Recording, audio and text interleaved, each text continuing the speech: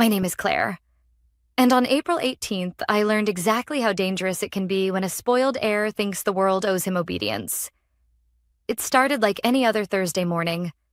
I was in my office by 7 a.m., coffee in one hand, organizing the quarterly reports for our biggest client. The same client who had practically saved the company from bankruptcy last year. That's when the door slammed open. Nathaniel Carter, 19 years old, son of our CEO, heir to a company he had never worked a single honest day for. He marched in, designer suit hanging awkwardly on his lanky frame, eyes blazing with the kind of fury only a spoiled child can muster when someone dares tell them no.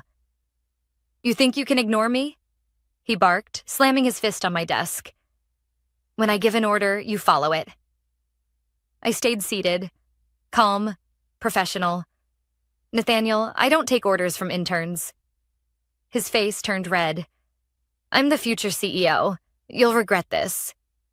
I raised an eyebrow. "Then I'll deal with you when you're actually the CEO. Until then."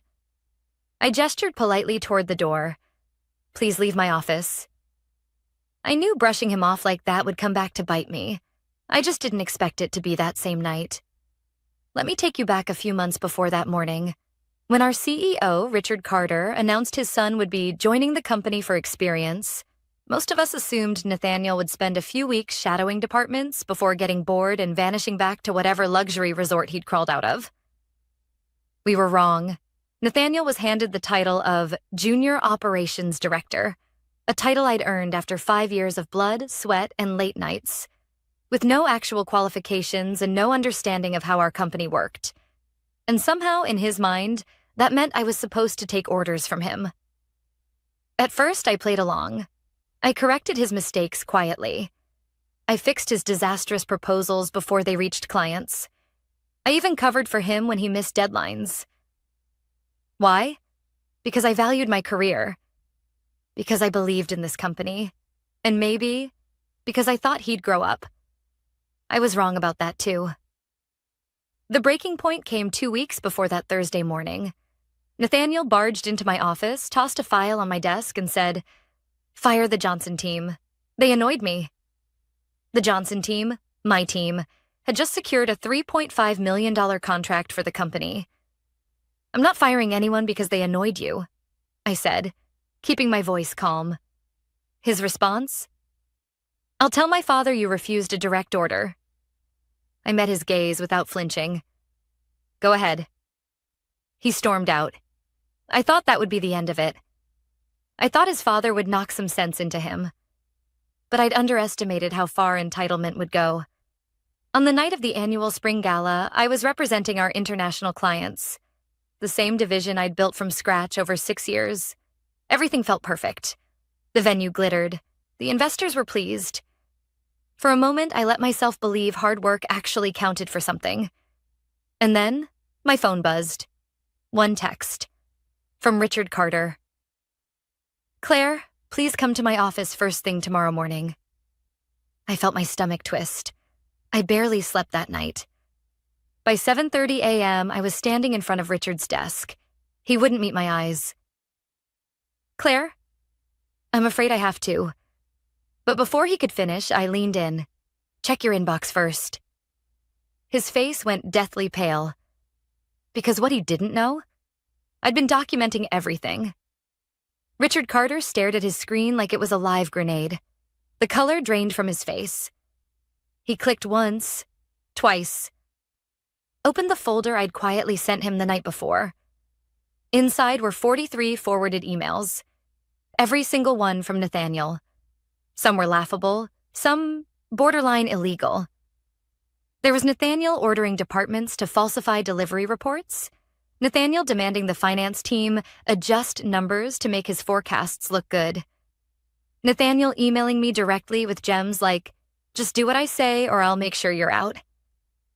I stood silently, letting Richard take it all in. Finally, he leaned back in his chair, a deep sigh escaping his lips. "I had no idea." I folded my arms. "Didn't you?" He flinched, because the truth was, he had known, at least part of it. But turning a blind eye is easier when it's your golden boy acting out. Easier until the proof lands in your inbox. Richard buried his head in his hands. Claire, why didn't you come to me sooner?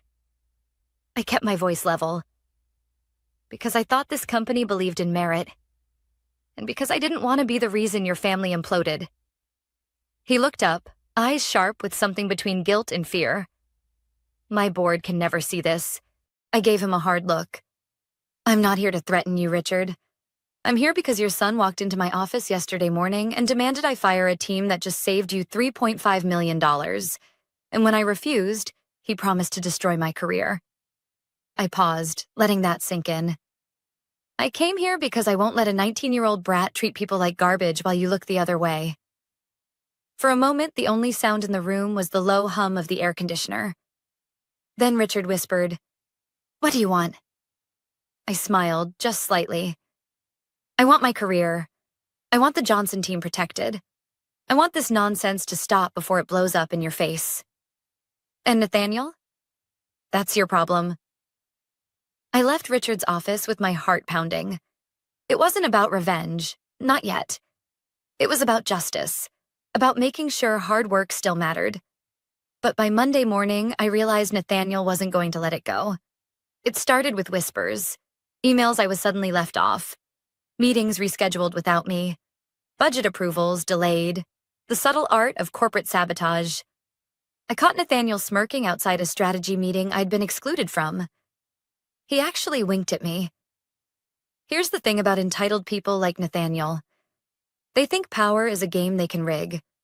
What they never realize is, sometimes the people they try to step on are the ones holding the foundation together. A week later, Richard called me back in. You're right, he said quietly. Nathaniel's out of control. I raised an eyebrow. Good, so you've spoken with him? Richard looked away. I tried. He won't listen. He told me if I don't get rid of you, he'll go to the board and cause trouble. I actually laughed. 19 years old and threatening board action? Impressive. Richard didn't laugh. Claire, I'm afraid I have to suspend you, temporarily, just to calm him down. It's not personal. I stared at him, stone cold. It's never personal, is it? He winced. I'll make it right. I promise, but I already knew. He wasn't going to stand up to his son. He was going to sacrifice me, the person who built his international division, because it was easier. I nodded politely and walked out of his office with my head high. But I wasn't defeated, because Richard had no idea. I'd been preparing for this moment for months. Walking out of Richard Carter's office that morning, I wasn't angry. I wasn't even surprised. I'd learned long ago that in corporate life, loyalty often dissolves under pressure, especially when family's involved. But what Nathaniel and his father didn't realize was I wasn't standing alone. Because while they were busy plotting my exit, I'd been building something else entirely. 3 months before Nathaniel stormed into my office, I'd noticed things shifting. Clients were getting nervous. Senior managers were asking strange questions. And several high-level partnerships, ones I had personally negotiated, were suddenly being reassigned. It didn't take a genius to realize Nathaniel was positioning himself. He wanted to control the international division I'd built from scratch. And Richard was letting him. So I did the one thing they didn't expect. I started documenting everything. Every email, every meeting note, every client concern about Nathaniel's behavior. I had a clean, organized record of every reckless decision he made and every cover-up attempt Richard allowed. But I wasn't stupid enough to keep that information to myself. I reached out to 2 people I trusted more than anyone in the company. Marta Chen, our head of compliance, and David Alvarez, our senior legal counsel. Both of them had worked alongside me for years. Both of them had quietly expressed concerns about Nathaniel's behavior. Over coffee, off the record, I laid out everything I had. At first, Marta shook her head. Claire, this is a career-ending mess. David agreed. If the board sees this, I met their eyes. They need to see this. Not for me. For the company. There was a long pause. Then Marta leaned in. I'm with you. David nodded. Me too. That's when the real work began. We spent late nights cross-referencing contracts Nathaniel had meddled with. We tracked compliance violations that could have triggered investigations. David drafted confidential memos outlining potential breaches of fiduciary duty and who could be held responsible. Marta discovered that one of Nathaniel's special projects had nearly put us in violation of international trade laws. Had I not intervened quietly 2 months earlier, the fallout could have sunk the company. By the time Richard called me in to suspend me, I wasn't worried, because the board wasn't going to hear about Nathaniel's misconduct from me. They were going to hear it from their own compliance and legal departments. But that wasn't all. The final piece of the puzzle was our largest international client, Eastbridge Global Holdings. I'd built that relationship personally, and I knew for a fact they had serious concerns about Nathaniel after a disastrous meeting he'd led without me. So I reached out to Michelle Tan, their head of partnerships. We met for lunch. No pressure, no agenda. But when I casually asked about their plans for future contracts, Michelle gave me a knowing look. Claire, off the record? If you're gone, so are we. I blinked. Seriously? She nodded. We don't work with companies run by amateurs. That was all I needed. By the time my suspension hit the internal email list, 2 things happened simultaneously. Marta and David submitted their joint report directly to the board, and Eastbridge Global sent a formal letter of concern to Richard Carter, with a not-so-subtle warning about withdrawing future business if leadership changes weren't made. I wish I could say I felt triumphant. But honestly, I just felt ready. Because Nathaniel Carter had spent months thinking he could push me out with empty threats and childish tantrums. What he didn't understand was simple. You can't bully people who have nothing left to lose, and everything to fight for. The official notice hit company-wide email at 9:17 a.m. on a Tuesday. Claire Patterson, administrative leave, pending internal review. No explanation, no details. Just a cold, sterile sentence announcing that I was, for all intents and purposes, out. But what Richard Carter didn't know, the review had already started, and it wasn't about me. At 10:05 a.m., Marta and David submitted their joint report directly to the board of directors. It wasn't dramatic. No accusations, no finger-pointing. Just cold, hard facts. Nathaniel Carter had attempted to manipulate financial data on multiple occasions. He had issued directives outside of his authority, risking contractual violations. He had interfered with compliance procedures, and Richard Carter, by omission or willful ignorance, had allowed it to continue. The report ended with a simple recommendation.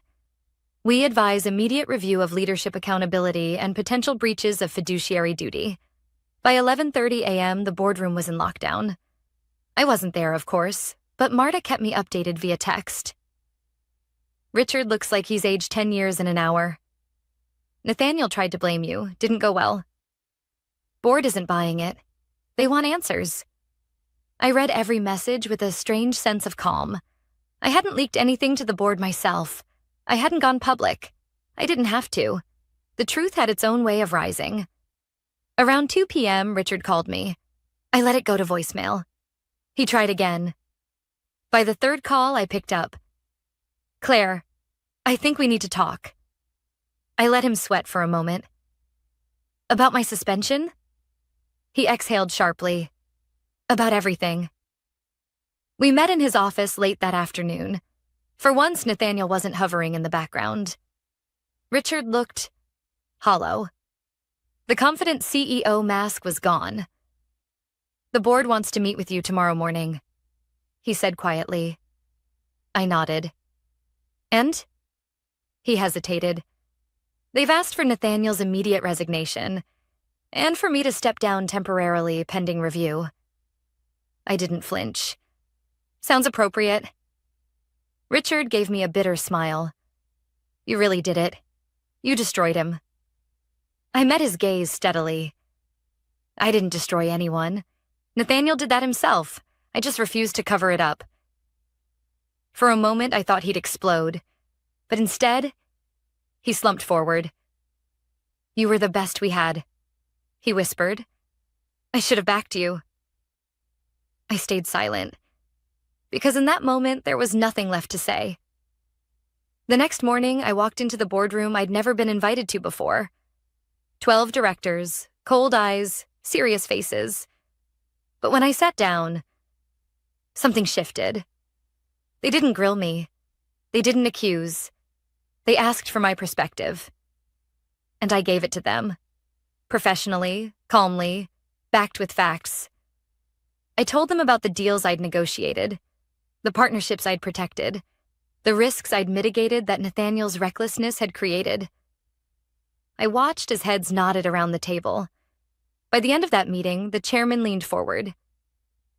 "Claire, we'd like you to consider stepping into an interim leadership role for the international division while we restructure." I could hardly believe it.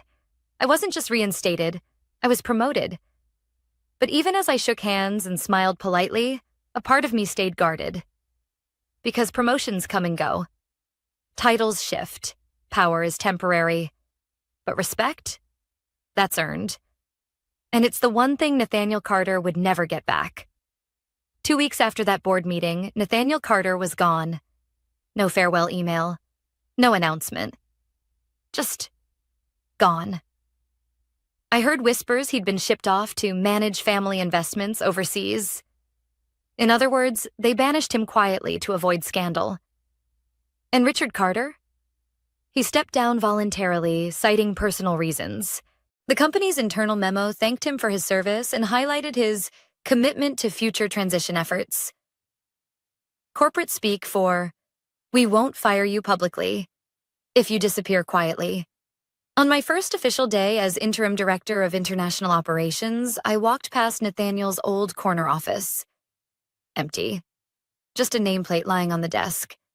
I didn't gloat. I didn't celebrate. Because this wasn't about proving a point. It was about protecting the people who'd been risking their careers under his chaotic shadow. I called my team together for a meeting. No fancy speeches, no victory laps. Just one simple promise. I don't care about titles or last names. I care about work, integrity, and respect. That's how we move forward.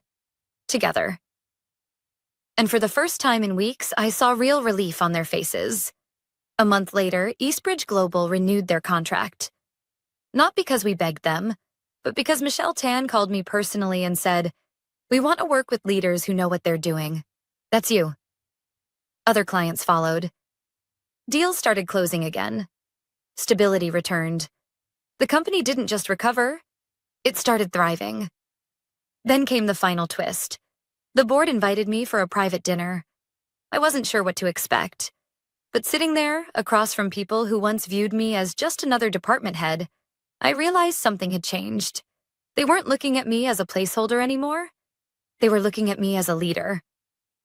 The chairman spoke first. "Claire, we'd like to offer you the permanent role of Vice President of International Operations, effective immediately." I paused, letting that sink in. "I have conditions," I said quietly. He smiled. "Let's hear them." And I laid them out. 0 tolerance for nepotism in leadership roles. Transparent accountability standards for all executives. Full authority to build and protect my team. My way. The chairman nodded after each one. "Agreed." I signed the contract a week later. Not for the title, not even for the raise, but because I wanted to make sure no one else would have to fight the same battles I did, just to be treated with basic dignity. And Nathaniel? The last I heard, he was working on some startup in Singapore, burning through his trust fund and trying to impress investors who saw right through him. Funny how that works. When you build your world on entitlement and fear, it collapses the moment someone refuses to play along. Looking back, I realized something. Nathaniel tried to destroy my career because I didn't follow his orders. Richard tried to sacrifice me to save himself. But neither of them understood the truth about power. Real power doesn't come from titles or threats. It comes from competence, character, and the people who trust you to lead them well. And that's something no spoiled heir and no cowardly CEO can ever fake.